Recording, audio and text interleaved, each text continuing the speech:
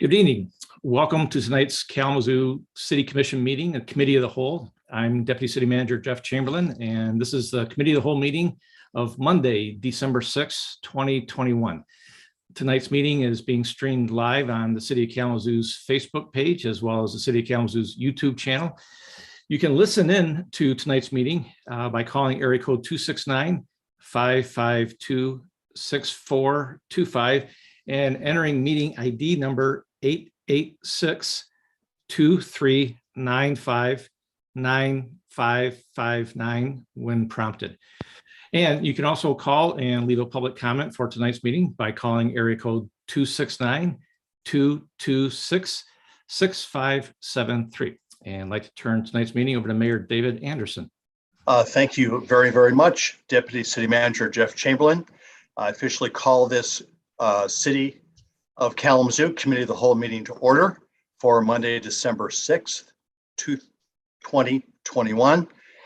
First thing, can we have a roll call, Clerk Borling? Yes, sir. Commissioner Decker. Present in the City of Kalamazoo. Commissioner Hess. I'm here in the City of Kalamazoo. Commissioner Hoffman. Here in the City of Kalamazoo. Commissioner Juarez. Commissioner Pradle. Present in the City of Kalamazoo. Vice Mayor Cooney. Present in the City of Kalamazoo. Mayor Anderson. Here in the City of Kalamazoo. Commissioners, may we have a motion to excuse Commissioner Juarez? So moved. Support. Motion made by, Commissioner Hess, supported by Commissioner Cooney. Is that right? Yes. All right. Thank you so much. All in favor, please signify by saying aye. Aye. Aye.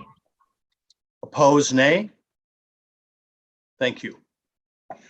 Well, I'd like to welcome everyone who's participating and watching this Committee of the Whole meeting tonight. I think we have a very detailed, if I know our Director of Public Services, James Baker et al., presentation tonight on a very, very important topic, drinking water quality and testing. But first, any communications, City Manager Ritzma? Nothing, Your Honor. Thank you, Manager Ritzma. And DCM Chamberlain, do we have any public comments for this Committee of the Whole meeting? We do not have any public comments. Okay, thank you, DCM Chamberlain. So now we are down to the work portion, and that is a review of items on upcoming City Commission agendas. Is that you, DCM Chamberlain? Yes, sir. Just to give a quick overview of our 7 o'clock meeting that you've got here tonight. We have 3 proclamations that you'll be giving tonight. We also have a number of items on the consent agenda pertaining to purchases, number of appointments to boards and commissions, acceptance of a grant. Actually, one of the grants is quite large, a $1 million grant from the Irving S. Gilmore Foundation for the 2nd phase of the farmers market in the Edison neighborhood. And also before the consent agenda, we will have a presentation regarding the draft of our sustainability plan. And so you'll have an opportunity to take a look at that.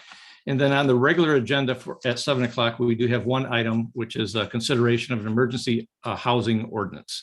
And so there will be a brief presentation on that, and staff are available to discuss that ordinance that's being proposed for you tonight. And then just also want to just put out there for the public that on Monday, the 13th, at 6 o'clock, we will also have a work session with the City Commission regarding the proposed 2022 budget. So that is all, sir. Thank you, Deputy City Manager Chamberlain. So Manager Ritzma, drinking water quality and testing presentation.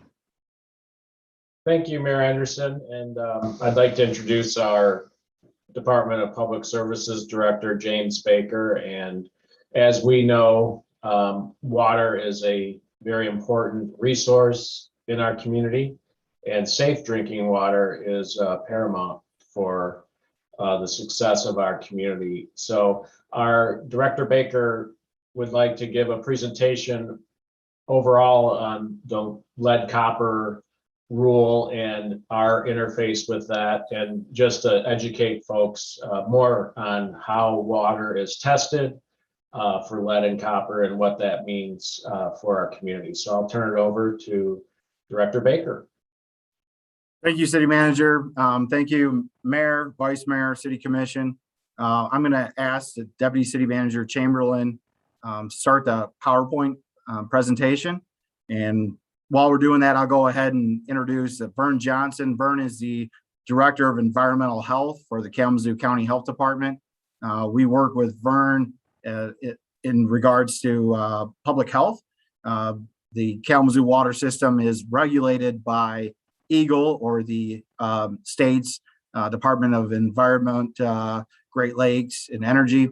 And although Vern doesn't regulate us directly, Vern plays a critical role to ensure public health, and also works with us as we work through Michigan Department of Health and Human Services on a number of health related issues there. So just kind of talking about the presentation as we look at this tonight, give you some background of what I'm going to talk about. I'm going to first kind of talk about the system, give you some system overview, some operating characteristics, and then I'll move on and talk about some opportunities for improvement, our specific improvement actions and journey to meet those goals. And then, as City Manager talked about, we're going to talk about our lead program and some changes enacted by state law to keep Michiganders safe. And then specifically what we're doing in Kalamazoo to keep citizens safe and informed. So talking about our Kalamazoo drinking water system, it's really kind of a unique system. It's decentralized, meaning that we've got a number of treatment plants spread out kind of throughout our geographical area. We've got a large number of inputs to that system. We have 93 wells currently that provide water into that system. We also have 13 stations that are providing that treatment and then putting that out into the system.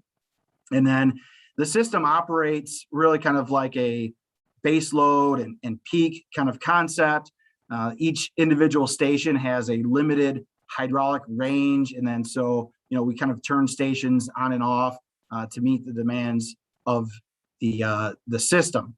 The treatment plants themselves are, for the most part, manually controlled in terms of station manipulation and stuff of that nature. Although there is a common operating control room and SCADA that kind of gives personnel the ability to see everything and make changes in that sort of thing. Really the system is got a lot of strengths and benefits, very innovative approach. And really, as we talk about that, station redundancy and reliability is a function of that decentralized model. So with, 13 stations, 16 stations, you have the ability to, if there's a problem, shut a station down, as opposed to having a single treatment plant. There's additional redundancy that would have to be built into that. Next slide, please.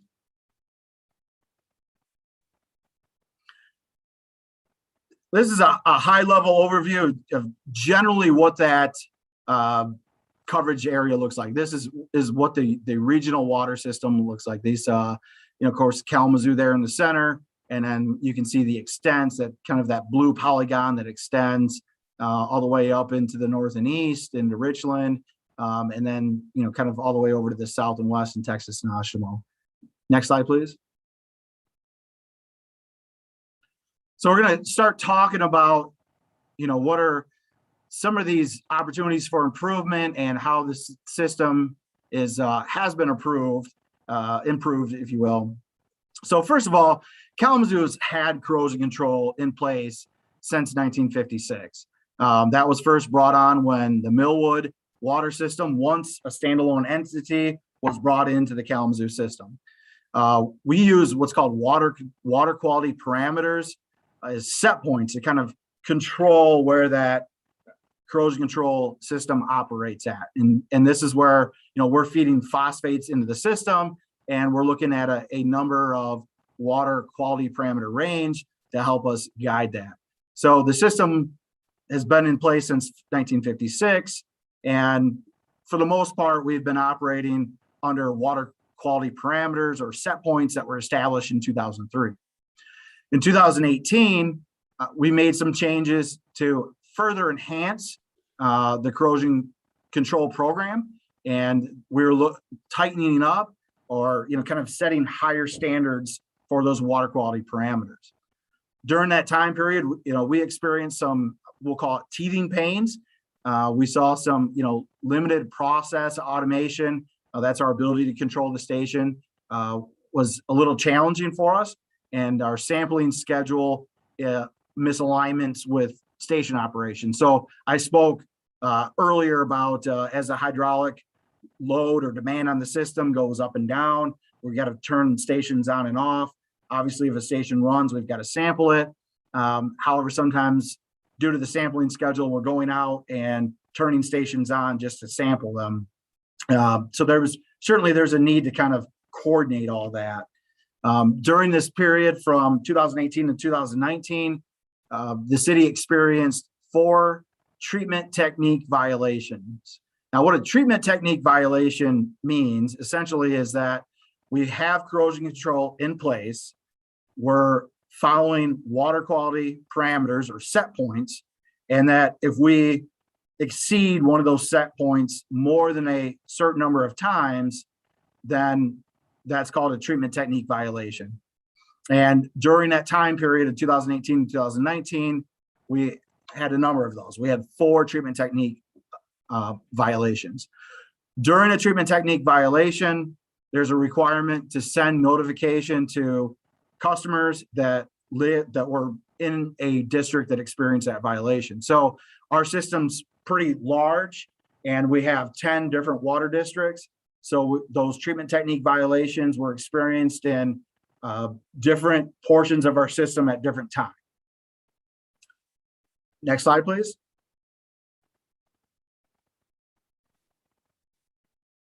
So since 2018, experiencing the treatment technique violations, we've really kind of got to the point where we sat down with Eagle and really wanted to focus on making improvements for the water system that are going to have long-term benefit to the community.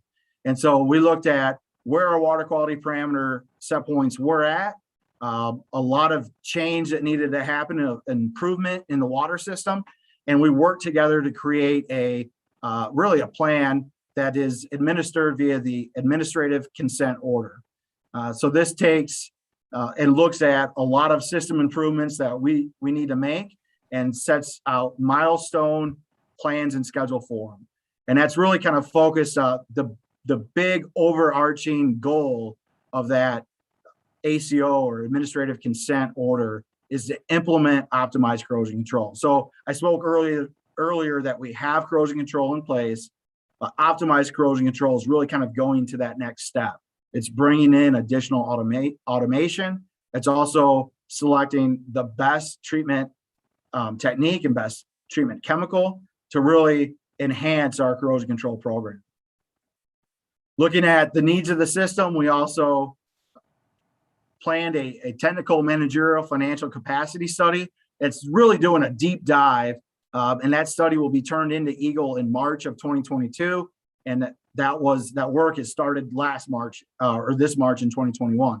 So that's really taking a deep dive into, really ensuring that the city has the financial footing, the right managerial team, and the technical capacity to really deliver upon a water system of this complexity.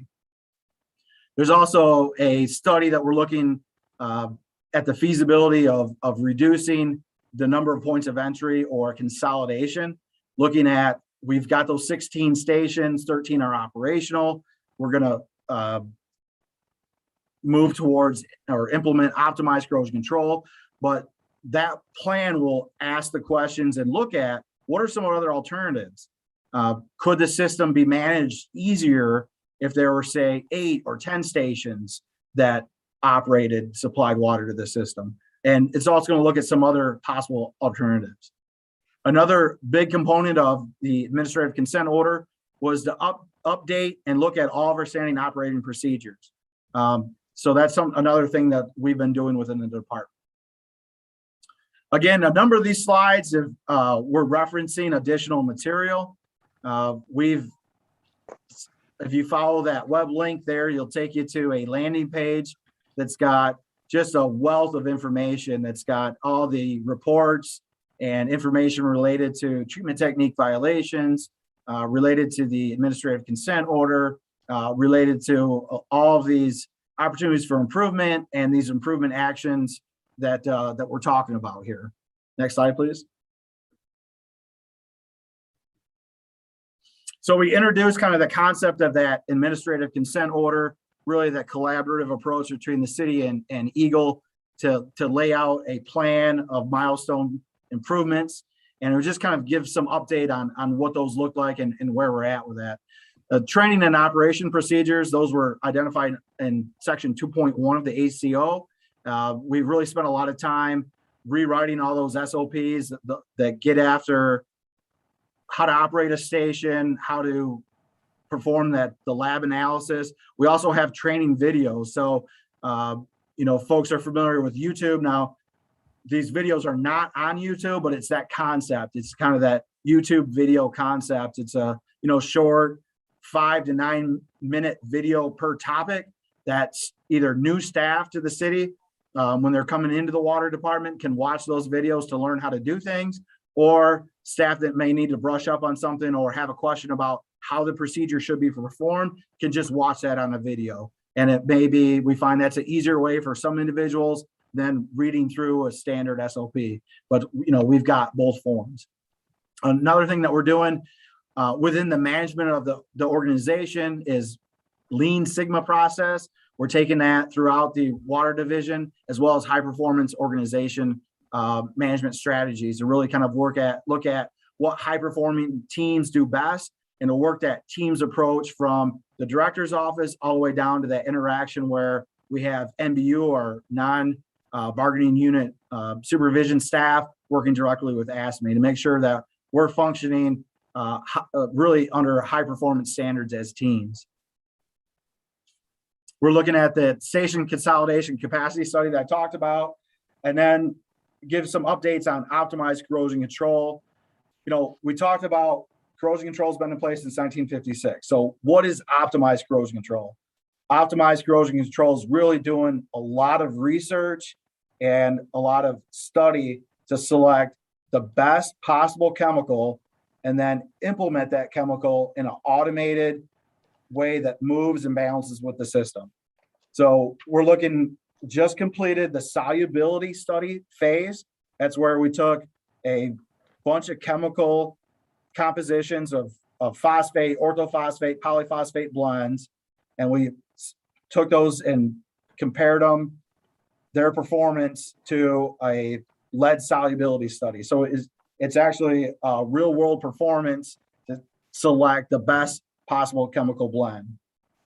The next phase that we're going into in 2022 is to set up a pipe rack to actually take the chemical that we selected and then take that through another trial. So these essentially are trials, if you will, to select the best performing chemical. So we've done a desktop study of that. The next step was the solubility study. That's actually where we're putting the chemicals to work to see how they perform. The next step is to actually take the chemicals to put them to work in a more real world situation to where we're actually sending them through a pipe rack analysis. That pipe rack will contain lead pipe, brass, bronze. It will also contain copper, steel, cast iron, and galvanized. So we've made some assumptions based on how well our selected chemical performs under lead solubility. Now we're going to trial that to make sure that there's not any unknowns, such as it's a chemical that does really well in lead, but perhaps it's making something worse on some other pipe material, such as cast iron or something like that. So that work will occur in 2022. Once that's completed, at that point, we will essentially have our chemical blend recommendation that we can then implement at stations. When we implement at stations, there's going to be automation and construction underway to make that work happen. Now, we've already bid and awarded that work, so that work is ready to enact and go as soon as we finalize that chemical selection. Next slide, please. Continuing on that discussion of specific improvement actions and our journey to meet those goals. Really just kind of opportunities for improvement and continuous improvement action. We've worked through increasing focus and effort within the water system, making improvements, and kind of consolidating everything under that ACO, or administrative consent order. This June, we had a wonderful opportunity to have EPA staff actually come in and really do a deep dive into the water system. We had EPA and Eagle kind of do a joint inspection where we spent about a week going to all the stations, all the well fields, going through all the records and everything like that. And this was just another wonderful opportunity to really help ensure that we're implementing a lot of the needed improvements in the water system, and that we're kind of continuing to look and make positive change. A lot of the focus of this work would be facilities in nature. The reports are referenced. If you look through the report, it'll say AOC, or area of concern, and then it's got a list of recommendations. And a lot of this stuff is focused on facilities and throughout the water system. Next slide, please. Some additional work that has been kind of underway since 2019 is a partnership with Western Michigan University. We reached out to Western Michigan University back in 2019. We really wanted to get some PhD research folks in to really kind of support some of the work that we've been doing and kind of take things to the next level. We've had a great team. This work is actually going to be published. It's not published yet. We just received the abstract, but it really kind of chronicles and lays out all the findings over 2 years of research that occurred in 2020 and 2021. These research topics are really going to help support that optimized corrosion control, and they'll give us some additional, really a lot of great information that we can apply to our wellhead protection and source water management programs. As we work through this research, one of the items that we were able to identify right away was some point source stormwater inputs to Spring Valley Lake.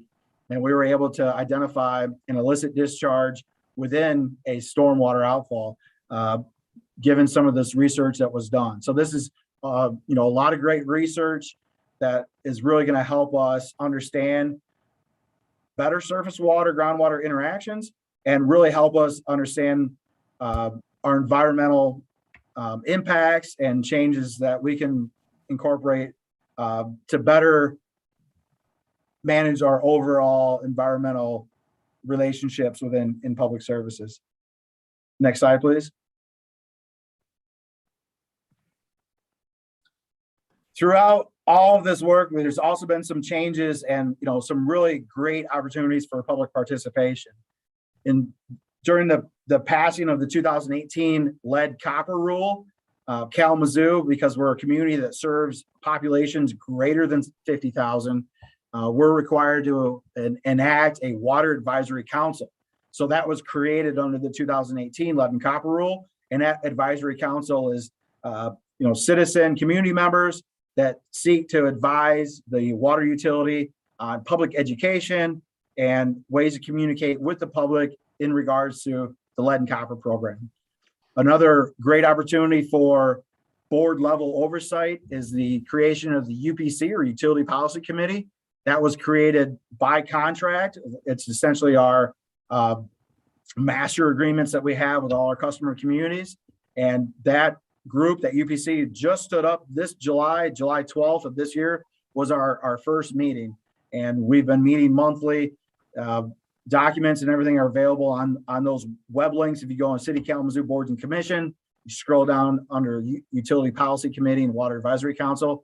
There's a lot of great information there. A lot of that information is focused on, kind of the capital program, rates, a lot of the managerial component of the water system.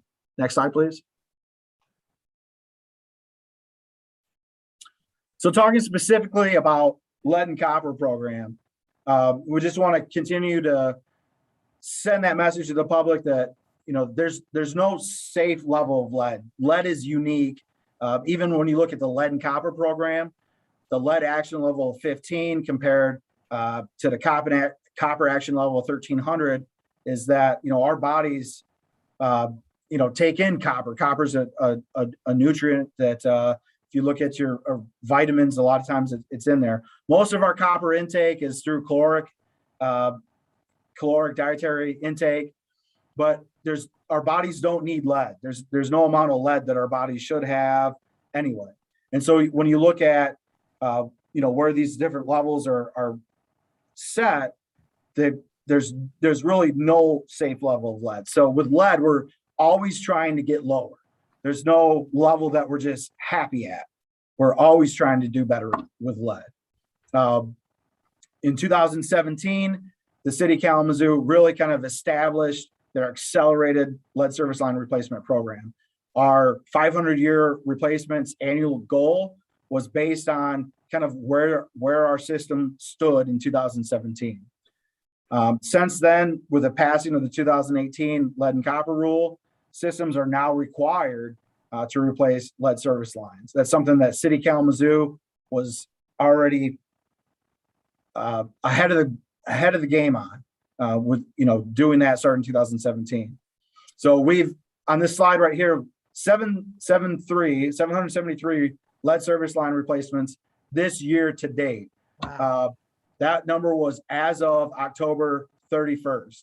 We actually just got our November numbers. So the corrected value, so the numbers just updated today, it's actually 847.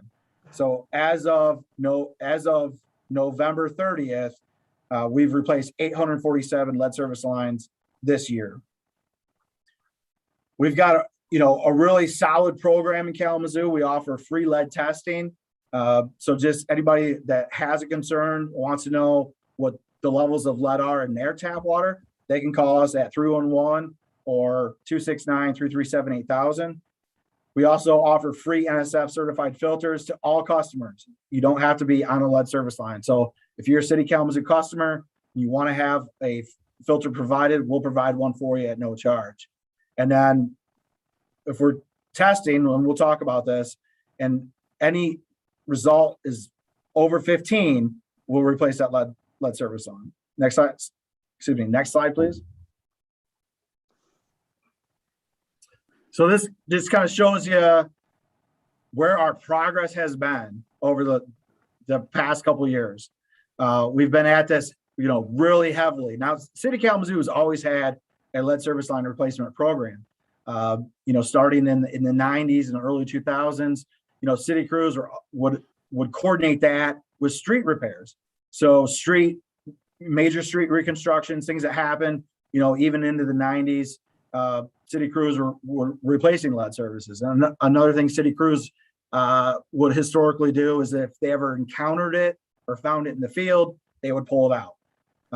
We really started to define the program and set a date certain goal of having all of the lead service lines removed within 20 years, which kind of set us on this current replacement arc with our average annual goal of 500 replacements per year. So you can kind of see the dots are, you know, where we've actually done those replacements.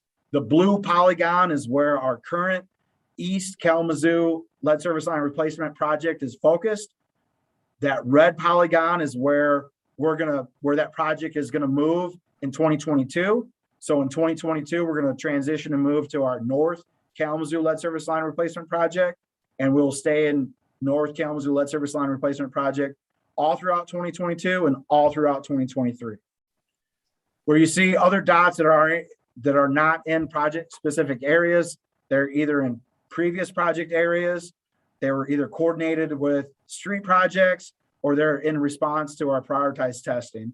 Our prioritized testing identifies, you know, any home that results are over 15, regardless, even if we're not working in that neighborhood, we're going to schedule that immediately.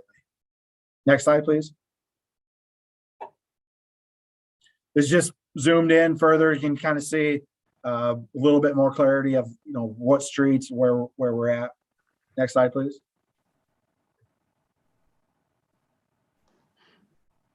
We just want to talk about kind of the different sampling methods. So under state law, under the lead and copper program, we have got specific criteria that we have to test, both for the home has to meet the criteria. And then we've got to go through what's called a stagnation period. And then we take multiple liters. We take actually 5 liters from the home.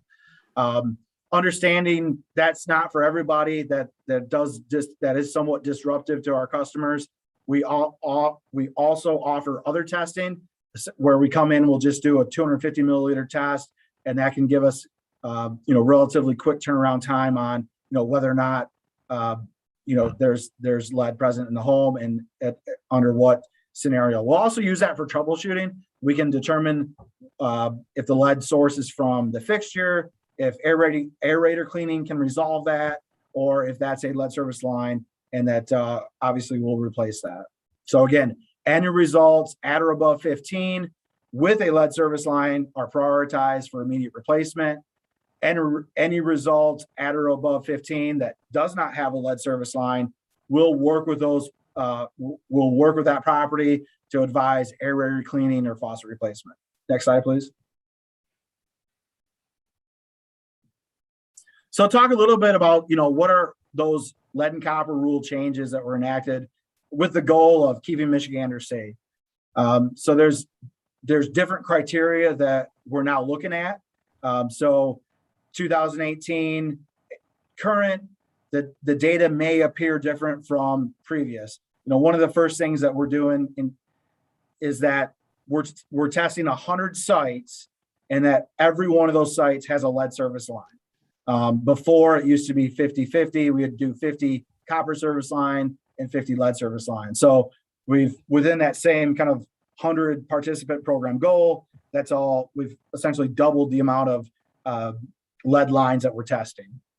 So those are, all those sites are tier 1. Another thing that we're doing under the state law is the first and fifth liter are collected. Whichever one of those has the higher result, that's your number for, kind of that goes into it.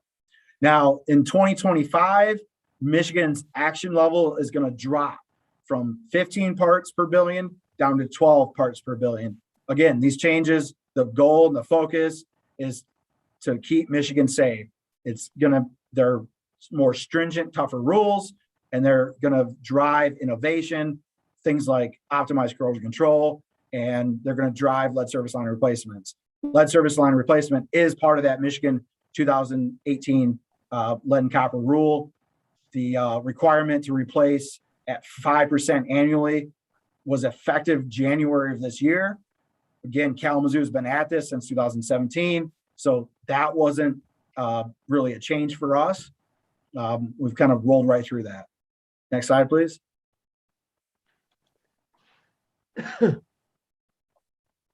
Again, these impacts on, Kalamazoo's water system are uncertain in terms of rule changes. So if you say, well, under the old rule, what does that mean? What does that look like?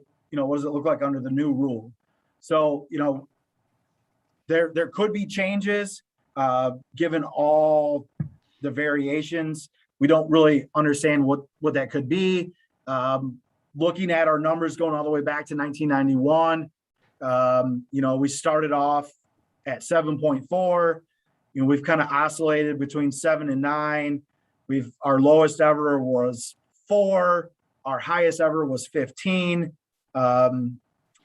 Looking specifically back at our program from the last 6 months in 2021, and then going into 2020, the 2 programs in 2020, we were 8, 5, then 8 again. So I use the term seemingly variable because the results seem to kind of ebb and flow and back and forth. That doesn't seem to be, at least from looking at the 90th percentile results, there doesn't seem to be a signature of values going up or values going down. It just kind of seems to oscillate back and forth. If you look on the screen, you kind of see a red line, horizontal red line. That's 15. The blue dots above that line are blue dots. Those represent samples. Those are sample results that are above 15. And then you see the majority of all the blue dots. Those are sample results under 15. And it just gives you kind of a visualization of every sample that we've collected since 2019. So since January 1st, 2019, we've been charting all the results. Something in terms of data and trying to obtain perspectives is that when a lead service line is found higher than 15, so it's one of these blue dots that are above that red line, we immediately replace that lead service line. So there's no future opportunity for that dot to come back down. We just simply replace the line. So from a data perspective, that maybe doesn't really tell us much information, but we really strongly agree in that because really it holds public health higher than the data. Data is great, but public health is more important. Next slide, please. So to talk about where we're at with our program right now, Eagle Place, City Kalamazoo, and what we call a continuous monitoring program. So we are going to be getting lead samples continuously until that changes. So we're continually getting samples, and we agree with this approach. We support this, and that really kind of comes back to the amount of aggressive replacement that Kalamazoo is doing, the amount of construction that Kalamazoo is embarking upon. Really, there's a need to just continue to watch, where those lead results are coming in. So we have 2 programs per year. We had 2 programs in 2020, 2 programs in 2019. We've had, again, 2021, we'll have 2 programs. So we've got 92 homes right now that have been sampled, or we've got scheduled for sampling. We're making appointments. We're in the process of making appointments for 8 homes. And, we should have that 90th percentile known and available sometime in January. Next slide, please. Talking about some, specific additional things that Kalamazoo has been doing. We've gone out and we've tested in situ examples or in place examples of where we have the filters that Kalamazoo provides. We've got a number of those that are in place in the system. Those property owners have been nice enough to allow us to come in and do some testing to see how is the filter performing, and are the filters performing the way we would expect them to. So we've gone out, we've done testing of filters in place. The filters are performing great. We've even tested a filter that had the red light blinking on that. The red light will blink to tell you that it's time to replace that filter cartridge.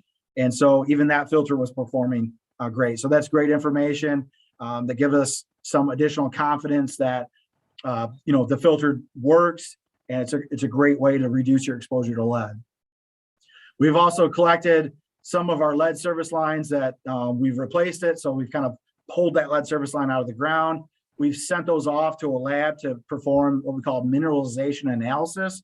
That's going to help us know some additional information about what the phosphate coatings are doing. And this is where kind of part of our optimized corrosion control, moving towards optimized corrosion control, get us some additional information. And then some items that our local health department has been supportive of is a request by Public Services to Michigan Department of Health and Human Services for some technical assistance to provide sequential sampling. So this is another kind of a 3rd tier unique kind of sampling that can be done in homes, where sanitarians will go into the home and they'll do not just the 1st and the 5th liter, but they're going to grab something like 20 liters of sample out of a home. And then what they'll do is they'll analyze all those. They'll create what we call time, liter, distance relationships between where that sample result came from in terms of plumbing in the home. Was it from the fixture?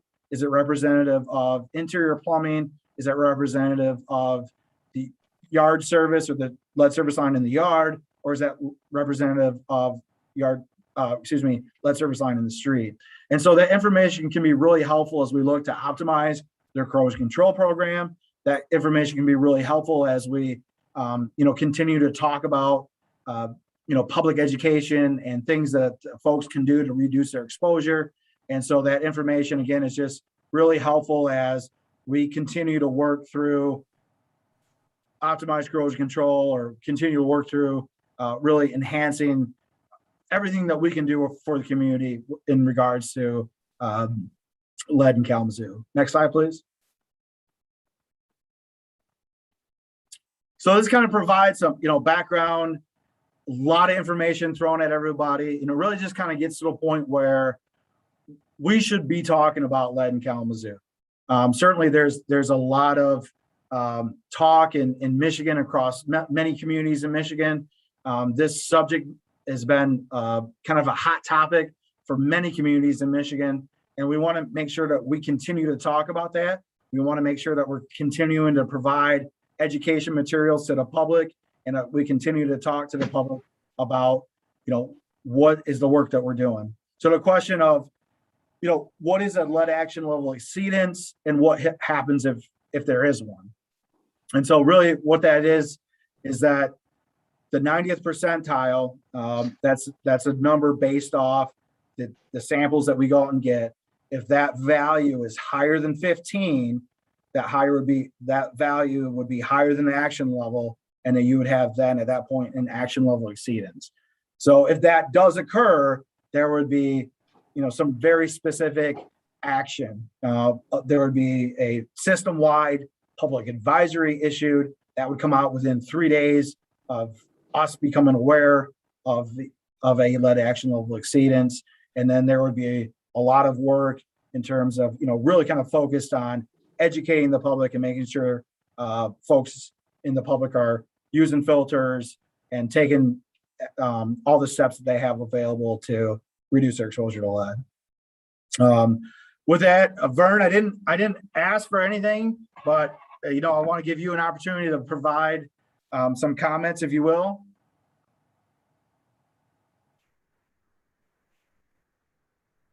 Yeah, can you guys hear me okay? Welcome. Thank you, Mayor Anderson and Commission.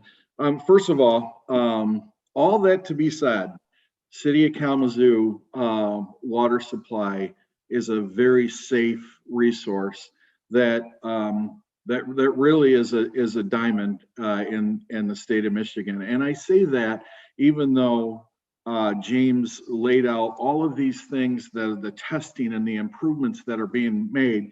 And I consider that in the health department, we consider that forward thinking.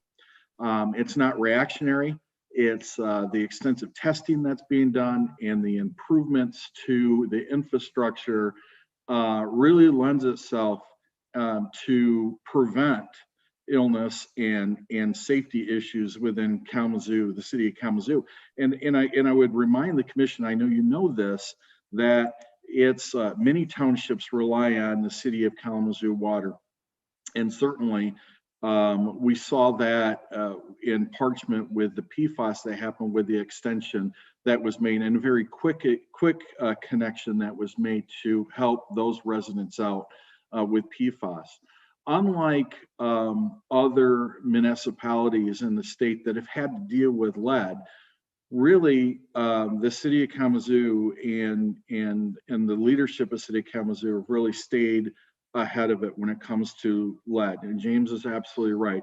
No amount of lead is okay in the water. We don't want that for public health. Lead has negative health impacts, especially in children.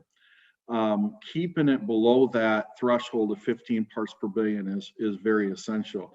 I want to underscore that the testing that's being done is not only required, but it's out of abundance of caution, but it's also under conditions that are called the worst case scenario.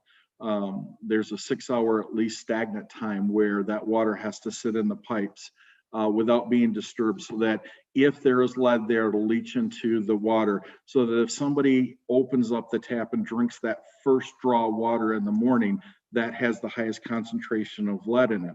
And we do that for a couple of reasons. Is that's not normal under normal situation. A home usually will run the water for a variety of reasons in the morning, showers and using of the restrooms, etc. So that it's really not your first draw that you're using. The other thing is that, you know, dishes are done and that type of thing where you're not getting that first draw water. What we know is that the city of Kalamazoo draws water out of wells. Everybody in the Kalamazoo County, whether you're on a private well or a municipal well, has groundwater. We don't have lead in that groundwater, so we know our source water is very, very good water. We know that the city of Kalamazoo distribution system is very good with free of lead, or, and James knows the small areas that might contain that. But it's really these lead service lines that you guys have been working on replacing for many, many years. That is the reason. And any time that you expand your infrastructure, which you have extensively over the last 10 years, you have disruption within that infrastructure that can shake off those lead particles. So targeted replacement of where we know the lead is, and testing, right? Because testing is a good thing because it finds where the issue are, really is solving this problem. So again, I want to just thank you for inviting me to the meeting, and thank you for the city of Kalamazoo forward thinking and your board, Mayor, that is certainly on top of this. And of course, James, I always learn something from James. I've been doing this for 30 years, and every time I talk to him, I learn something from him. So I appreciate him as well, and I appreciate the partnership. Thank you very much, Mr. Johnson. I appreciate that. Are there questions from commission for either Vern Johnson or Director Baker? Commissioner Cooney, and then Commissioner Hoffman. First of all, James, thank you so much. That's so reassuring. We get those questions a lot. I wanted to ask a question about discoloration in the water. I remember in the past, that was a big issue, particularly, I think, in the Arcadia area. I haven't heard much about that lately. Have we done something about that? Thank you for the question, Commissioner. Certainly, we are a groundwater system. We have 2 iron removal plants in our system right now. We've got Central, and that provides iron removal. And then we also have Station 11. Performance at Station 11 has declined somewhat, and it's in need for media replacement that's been scheduled. So that will be occurring in 2022. And, so there is kind of that background of iron. That's also something that the Millwood neighborhood has worked with for a number of years. And, one of the goals of the optimized corrosion control really is kind of a 2-part focus. So we use the same chemical to sequester iron that we do to offer corrosion control protection. And some of the challenges that we spoke about with the system is that we have a limited amount of automation. And so when we've got to ramp up and down stations, you've kind of got, inputs that are variable in terms of iron concentration. Now, with the implementation of the optimized corrosion control, we're going to kind of automate and then kind of tie the hydraulics back in together so that as the station increases in flow, the pumps that control the corrosion control will also increase in feed dosage. We'll also have feedback indicator loops. So if we target, say 3 milligrams per liter of phosphate, and the sensors start to drop below that, we'll start to feed more phosphate. Now, generally speaking, orthophosphate coats lines and provides corrosion protection. Polyphosphate encapsulates iron and sequesters iron.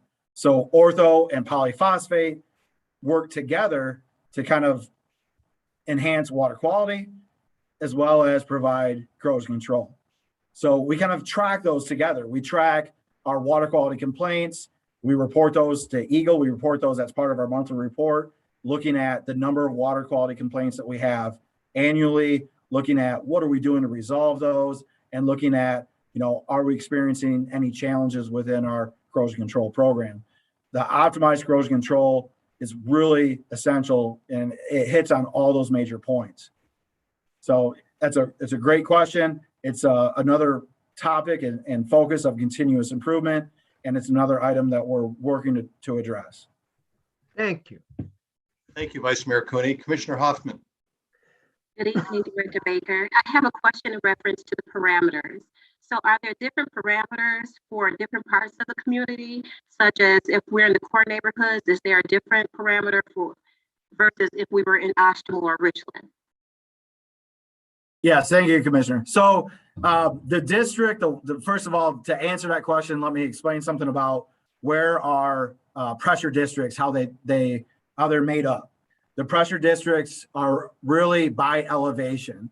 So from a water system perspective, we don't look at neighborhoods, we don't look at municipal boundaries, none of that exists. We look at pressure district boundaries, which are controlled by elevation.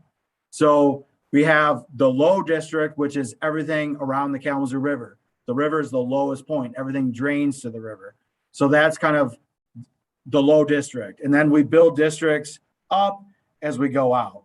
So as we go vertically up the Morans, as we go to the east and as we go west, these are our pressure districts. And so from a water quality parameter set point, we have two water quality parameter set points that we're operating under. One is for the city of Kalamazoo system, like in large, which covers all the way from Richland to Oshtemo. And then we have a separate set of water quality parameters for Parchment. When we took over Parchment, we had so much construction disruption, there was a concern for lead. So we enacted kind of an immediate increase in phosphate. It's similar to the process that we'd use for optimized corrosion control, but essentially the timeline wasn't there. We selected a strong dose of ortho and polyphosphate blend. We designed and permitted that through Eagle, and that change enacted the water quality parameter that would feed the Parchment district, and that was based on that construction that was occurring there. So there's that water quality parameter for that Parchment district, but outside of that, all the Kalamazoo districts, which goes from Richland all the way over to Oshtemo, is the same. As we work towards optimized corrosion control, we're kind of work backwards and then bring Parchment and all the rest of the system back into the same water quality parameters. So right now there's two sets of water quality parameters. Working into the future, they'll be back to one set. In terms of aesthetic water quality or station performance, the low district that gets water from Central. Central is arguably the best water. It goes through the most refinement. It's got the pressure filters and all that kind of stuff. So that is really serving all of the core neighborhoods. We also boost Central produced water out into High and in the other neighborhoods.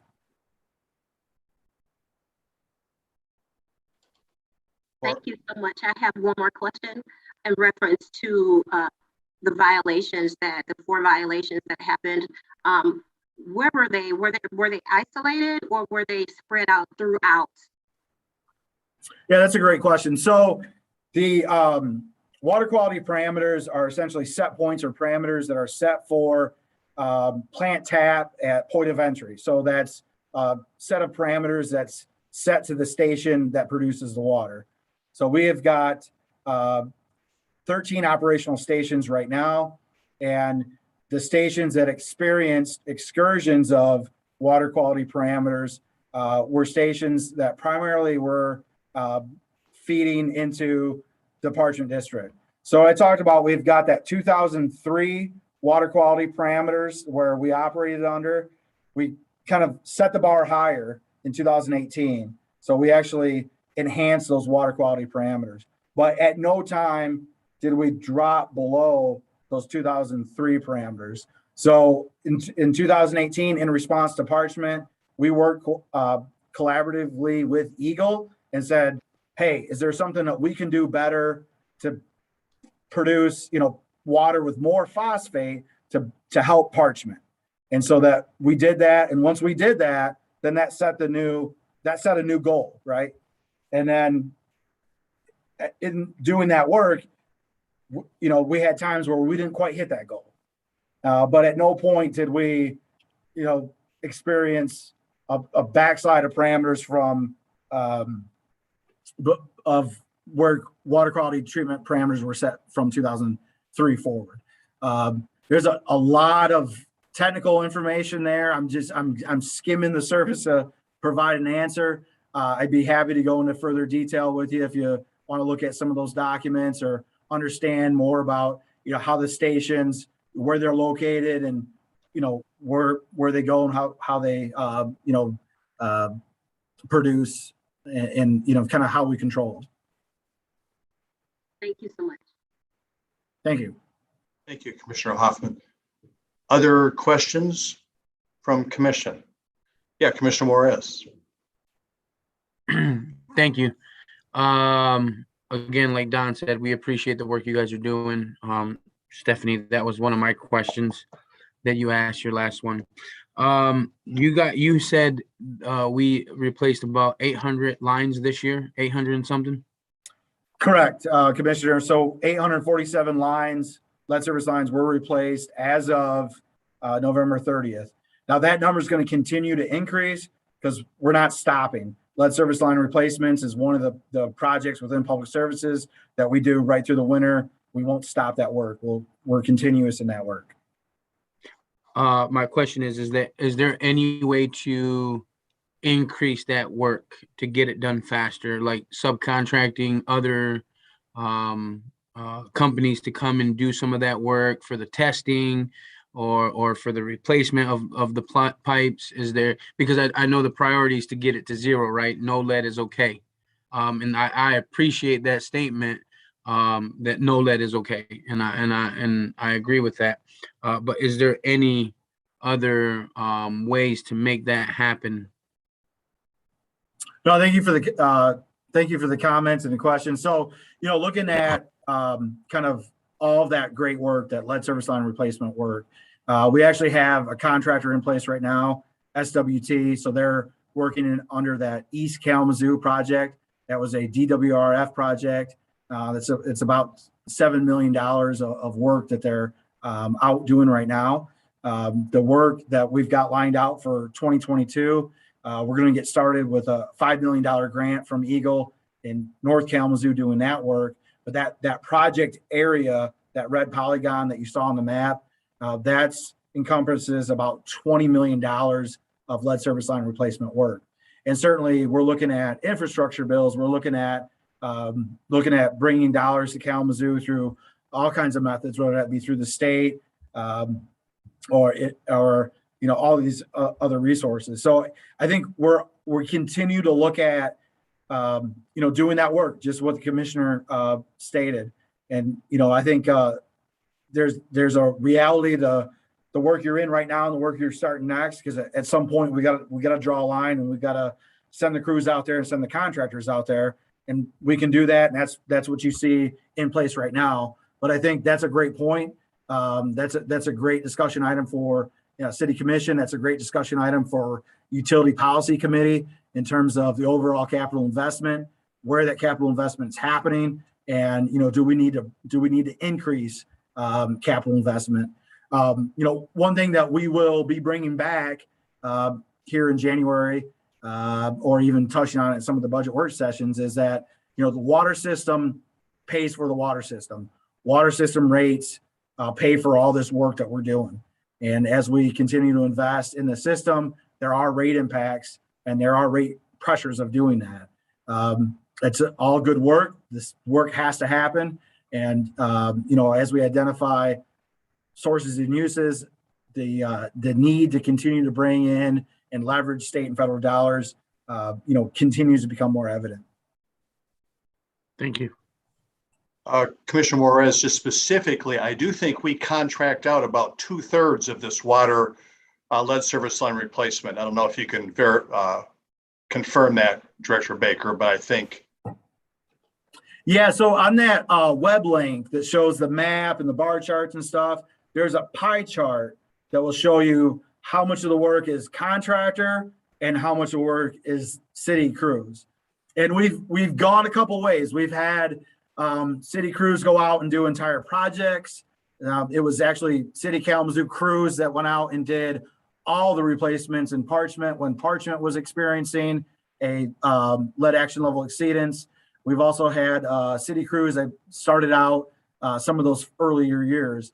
What we found in kind of the comfort zone that we're in right now, if I can use that term, is to have contractors dedicated to set established work areas like East Kalamazoo project, and then starting next year North Kalamazoo project, and then having city crews being kind of mobile and have the autonomy to kind of bounce around.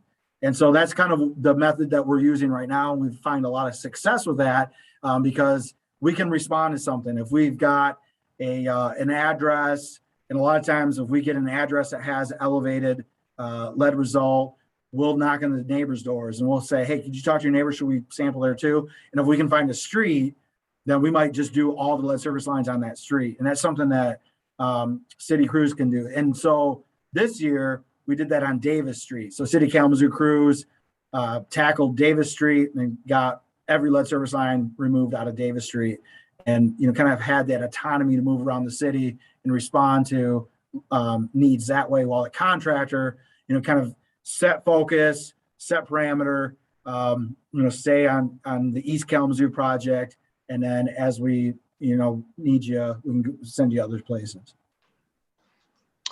Commissioner Hess. I'm sorry, Commissioner Morris, another question? Yeah, is the contractor for the East Side project, as you said, it was SWT, are they local or are they from a different city? They are a local contractor. Okay. Good. Commissioner Hess. Yeah, thank you. First of all, Vern Johnson, thank you for bringing us a level of accountability and transparency, that we're not in this alone, and that you're able to keep eyes and ears on our water system as well, and that system of checks and balances. So thank you so much, and thank you for saying what I've known for 2 years now, working as a commissioner, that every time I talk to Director Baker, I do learn something. He's definitely an asset to the city. My question to you, Director Baker, is you mentioned that you worked with some research students from Western to do some of this research for the water. Is there a plan to continue a relationship there with that town-gown relationship where if there's a need for research, is that where we would go? I mean, is there any future thought about continuing that relationship with Western? Most certainly there is. So we work with Dr. Matt Reeves at Western Michigan University. Dr. Reeves currently is the chair of research for Western. There has been some relationships with kind of our focus within public services with Western Michigan University. Kind of getting outside of the water topic for just a moment here, and I'll bring us back. We work with engineering students very often. Civil engineer students at Western Michigan University have to conduct what's called a capstone design project, where the 2 semesters of their senior year, they first lay out, propose, and design a project. And then the second semester, they'll actually go into the detailed and complete the engineering analysis and engineering work of it. So from time to time, we'll have projects that will align with that. One of the things that we did a number of years ago was that we looked at some, paving and right-of-way alternatives for Bronson Circle. It's a really kind of wide street. It's got a lot of pavement on it, and pavement needed replacement. So we had Western Michigan University engineer students take a look at that, make some recommendation. Some years had passed, and our City Kalamazoo paving crews actually made those recommendations when they paved Bronson Circle this last year. We've also had Western Michigan University engineering students out that have been doing some geotechnical analysis and evaluation of Mount Holmes Cemetery, the structural retaining wall on West Main. And so we really wanted to know what the soil relationships and soil characteristics were behind that wall. We had some concern of different stratified soil layers, and they were able to do a bunch of research and kind of give us some more confidence really in that wall, and enough confidence that kind of made us work towards a rehabilitation in place and restoration versus a removal and replacement. That wall dates to the 1860s, and if we can keep it, then all the better. Getting back to this specific research, we're having discussions of keeping Dr. Reeves and his team on for 2022 and then into the future. And so the way this works with the Western research is that it's really a kind of a partnership. There's work the city does. There's work that the student, either master's research or PhD research is doing. And there's a way for us to compensate, pay for that research. And there's also a way for us to kind of do that together and really get a better product than just kind of going out to have some other engineers or somebody else do it. And so there's a lot of, and I'm sure folks are aware, a lot of times with research, as you work to answer questions, you may just create more questions. And so that's kind of where we're at with that research. We're kind of got more questions, and we want to take it to the next step and continue that on. Absolutely. Thank you so much for that. Again, I have learned this evening, and I gotta say, like, the whole time I was sitting here listening I'm drinking this water. It came out of my tap. I'm drinking this cup of water. Never once did I think that it was going to be harmful to me. Never once. And that's the beauty of living in Kalamazoo and having the kind of water that we do. Thank you. Thank you. Thank you, Commissioner Hess. Other questions from commissioners?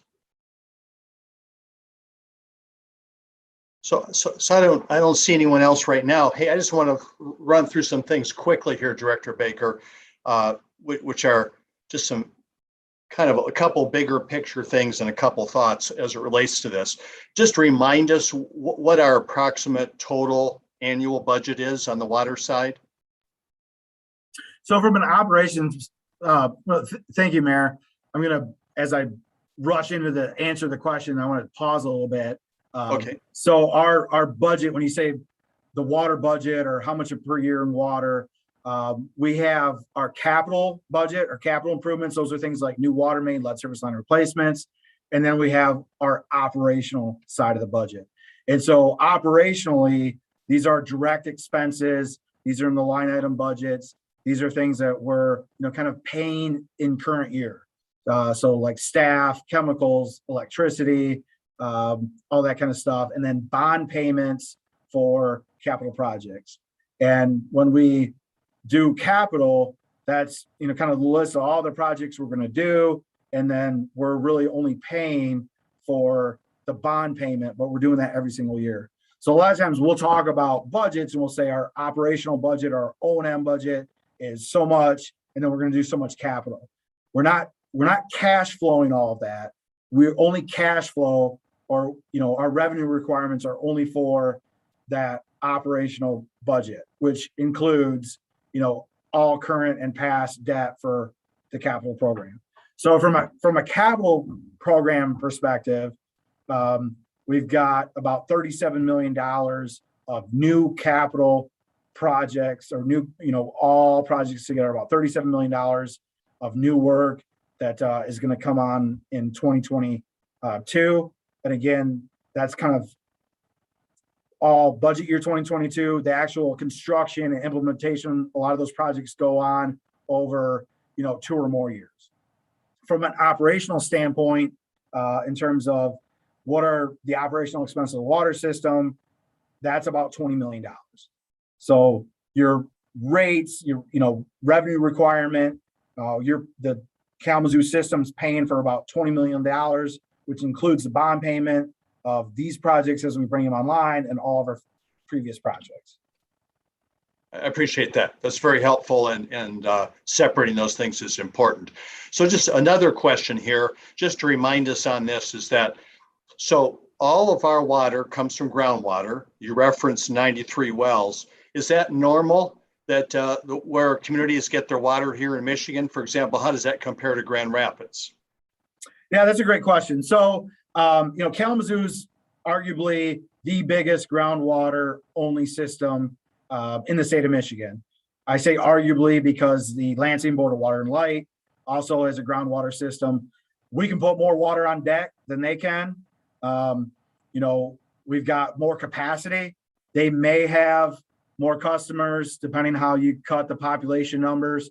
But if we're just talking about putting water on deck, Kalamazoo can rise to the occasion, and that's all groundwater. So that, by that terminology, I'm going to say we're the biggest groundwater system in Michigan.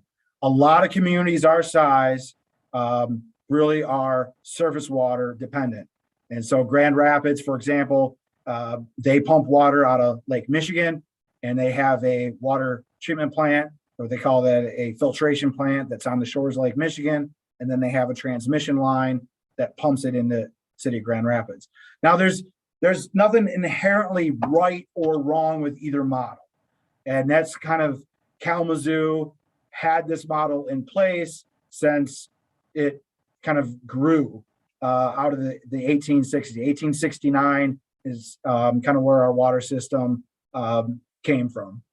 And, we've looked at that other model. We've looked at going to a surface water filtration plant. The last time that was looked at was 1974. And the opinion at that time was, it's kind of too much money to kind of stop and look back and do everything again. But there's a lot of strengths and benefits of the Kalamazoo decentralized model. There are benefits of those other models. One of the things that, we're going to have to work through in Kalamazoo, and we're seeing that in the capital program as we invest in stations, and we've got 13 stations and we need to automate them, where those dollars are going to go up because of the number of them. Kind of an example I'll use is, you want some automation in your car. Think of it like cruise control. The cruise control optimization is essentially to the water system what cruise control is for your car. And so we're going to go to the dealership and ask for that work to be done. Well, but we've got 13 cars, or we've got 13 stations to do that work in. Right. I appreciate that. So then once again, for a reminder to all of us, we approved issuance of bonds for many tens of millions of dollars, I believe, at our last meeting. And some of that was water side, some of it was wastewater. But so what that means is that when we do borrow money by issuing bonds, that is ultimately directly results in our operating expenses increasing, because we're going to have our basic everyday operating expenses, and then we're going to be paying back debt. So I guess at some point, we look at our rates again and make sure that our rates are sufficient to pay back that debt as well as cover operations, correct? That's correct. All right. And we're definitely in a situation, I just want to be clear about this, that we don't up our rates because we're experiencing a little shortfall on the general fund side and we want to make a profit on our water, so we can throw a little money back that way. That is not something we can do. Not legally. Right. Okay. So I guess the thing I want to wrap up on, as far as the big message, a lot of details here. And even sitting through this several times, none of us, and I know Don and I have been through these discussions multiple times, you still don't remember every part of it. There's no way you can. But I guess if I want to say a couple key components, is that number one, we have a system that includes lead service lines or lead containing solder and copper lines that contribute lead to our water system in general. That's the kind of system we have. It's an older system. This isn't a system that was built just recently for some, a suburban community. So we have, even though our groundwater is safe, our system imparts some at this point, some very small amount of lead into the water. And we don't have a magic wand to change that whole system, but we're doing it as quickly as we can. And like Commissioner Juarez suggested, if we can do more, that's good. But the fact of the matter is, this is the system we have right now. Two things out of that.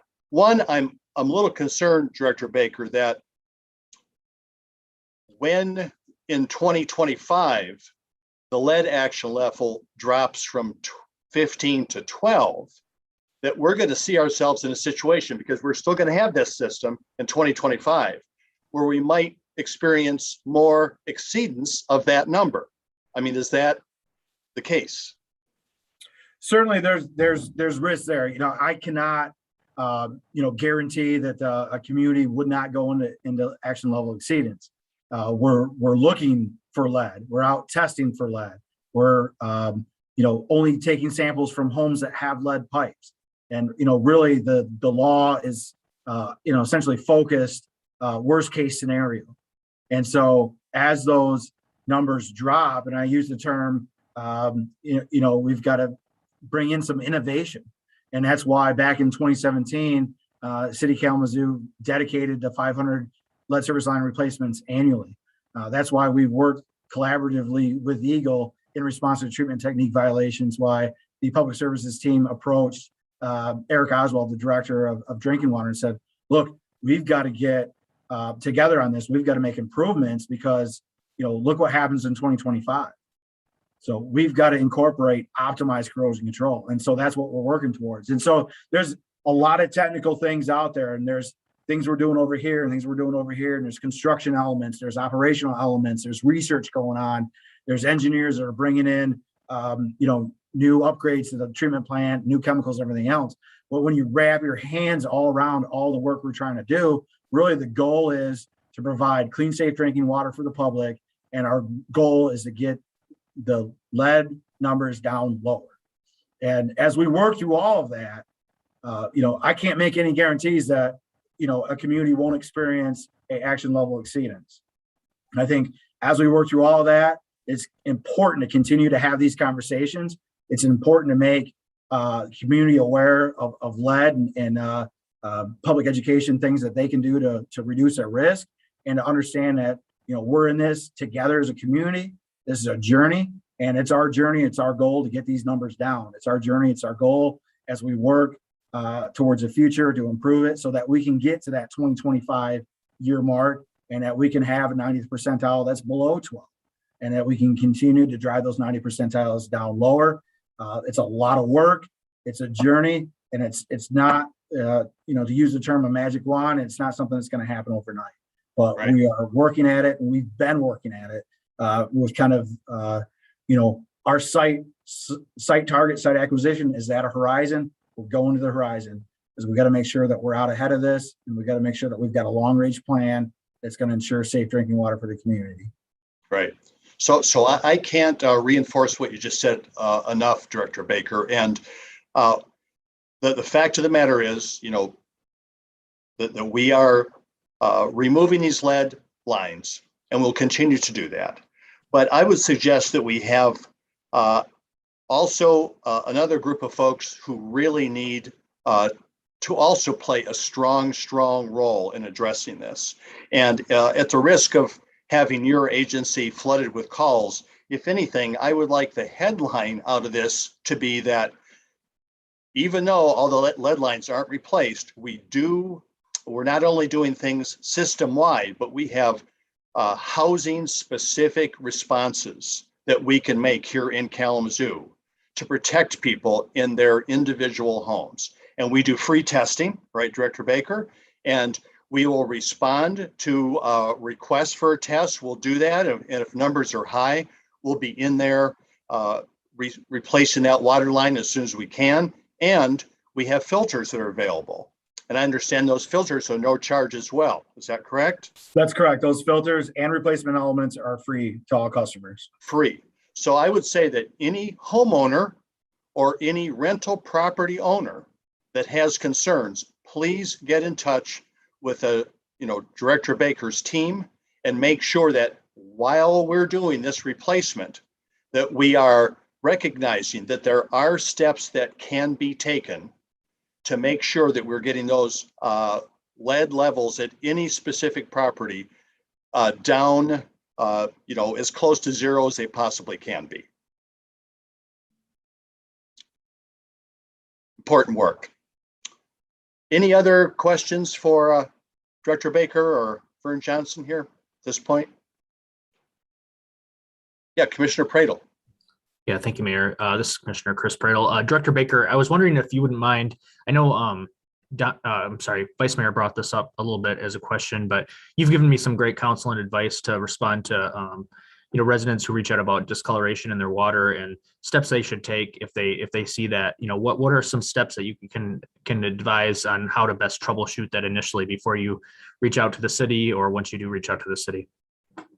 One of the immediate action items that even when you reach out to the city that we're going to request that you do is run your cold water tap for a period of 5 minutes, actual 5 minutes. And we're not, putting you off. We're not trying to, just give you a silly task to do. What we're attempting to do is to determine if you can pull clean water from the main, so if there was what we call an acute disturbance of acidic water quality, that, the main, we were closing some valves, we operate a hydrant, there was some disruption that occurred, and, this acute period of acidic water quality discoloration happened. If running that cold tap will allow you to pull water that's clear from the main, or it doesn't get worse. So we'd ask you to, if you could document, kind of the time and date, generally, and give us a call. You don't have to give us a call during the time when you're experiencing it. You can call us the next day. But if you tell us, when it occurred and the date and general time, we will report that. We reported that to Eagle, and we also use GIS to geolocate these. We'll try to map these and try to kind of understand some relationships from it.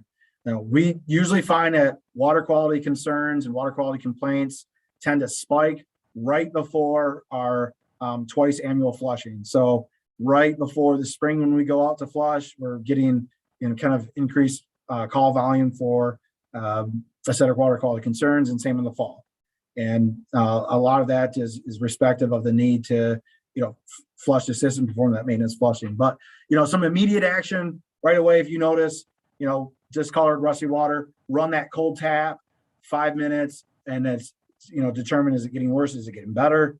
And then if you can, try to document time and date, and give us a call. Report it. Please report it. 311 or 337-8000. Mayor, Yeah, go ahead. Again, this is Commissioner Chris. So second question, we often hear people comment and say, oh, geez, my rate increased, X amount, I'm already feel like I'm paying a lot. What would you say to those folks that, maybe see their bill go up a bit, about why we should, get on board with that and understand the impacts that it has by increasing those rates? That's certainly a great question. Water affordability is a concern for us. Certainly something that we're looking at. City of Kalamazoo received a water affordability planning grant from Eagle. And there's a lot of planning work that we have got underway, really kind of to help understand what are the needs of the community in terms of access to water, and what programs could we offer, what programs are out there, and how do we incorporate a water affordability plan for our citizens. So we understand that there are folks that struggle with basic needs in City Kalamazoo. And that's something that we take very seriously. And that's something that we continue to work on. I also wanted to point out that since March of 2020, the city has ceased all shutoffs. So there will not be any water shutoffs due to non-payment.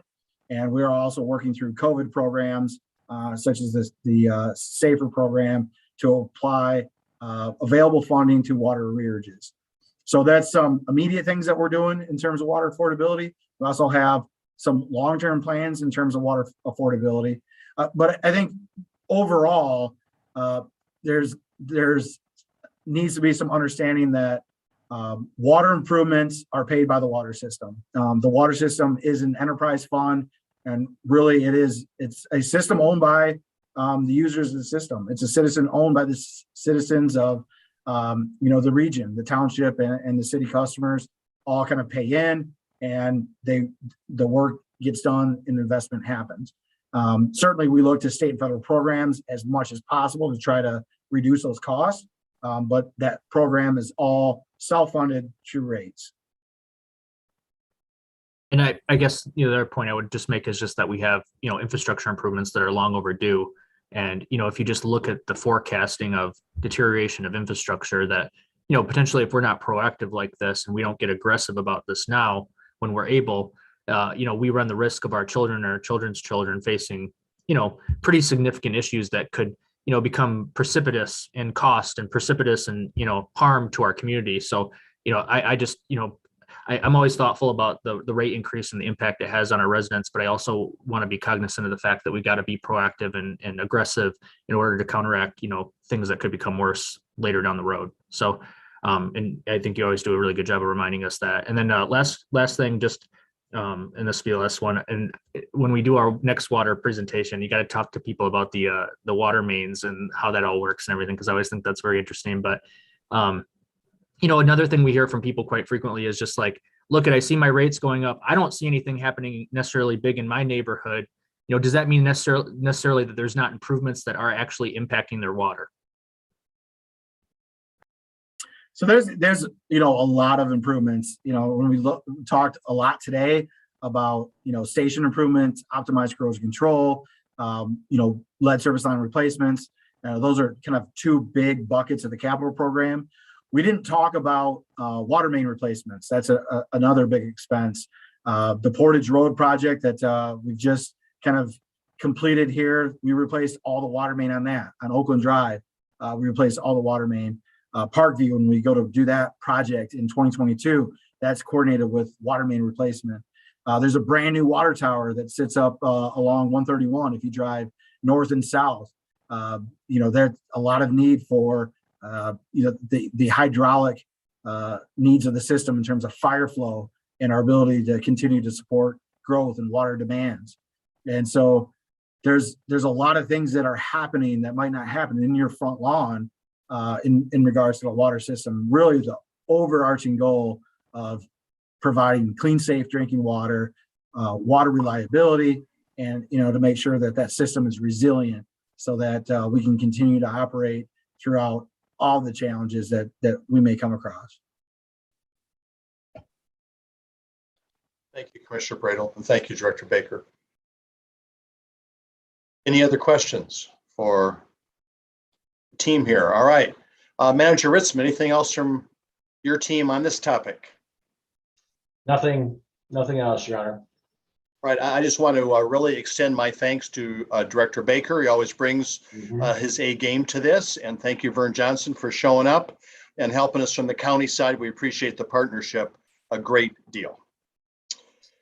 Are there any commissioner comments, general comments for our committee of the whole meeting? Commissioner Pradel.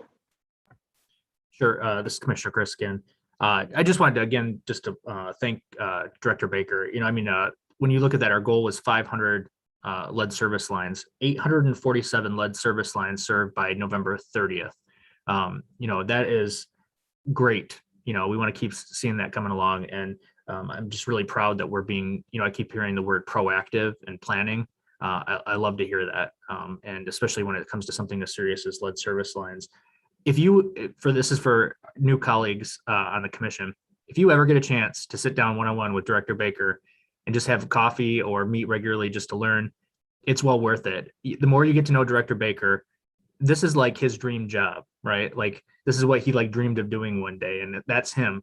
And I love to be able to brag about people who work in our city who really get up every day excited to do what they do, and you get that in Director Baker. And so it gives me a lot of confidence when I think about the safety and the well-being of our community and our infrastructure, knowing that he's largely at the helm of that. So I just wanted to make sure to lift that up as well. That's all. Thank you, Commissioner Pradel. Anyone else with comments? All right, seeing no one else, well, we have our business meeting coming up in a half an hour at 7 o'clock, Zoom style, just as this was. So we'll get a little break. Thank you, Commissioner Juarez. And I hope everyone learned something from this meeting. I know I definitely did. So I appreciate it, and I'll see everybody at 7 o'clock. We are adjourned.